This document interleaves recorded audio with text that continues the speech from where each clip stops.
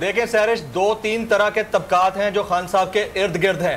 کنول یہاں پر بیٹھی ہیں، وہ میری بات کو سیکنڈ کریں نہ کریں کیونکہ وہ ظاہر ہے پارلیمان میں بیٹھتی ہیں، انہوں نے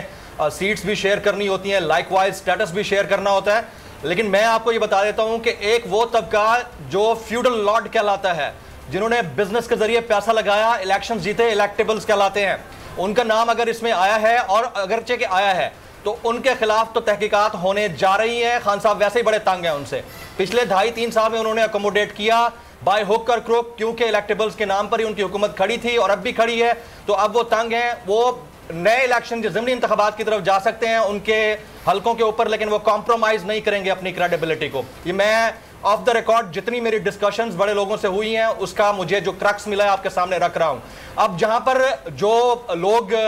واقعتاً بزنس کر رہے تھے، ان کی ڈکلیئرڈ کمپنیز تھیں، اگر وہ لیگل طریقے سے صرف ٹیکس ایویژن کے لیے انہوں نے اپنی کمپنیز ڈکلیئر کر رکھی تھیں، آف شور کمپنی بنانا کوئی قانونی طور پر جرم نہیں ہے، پوری دنیا میں ہوتا ہے. جس طرح پری بارگین کا ہر طرح کا قانون ہے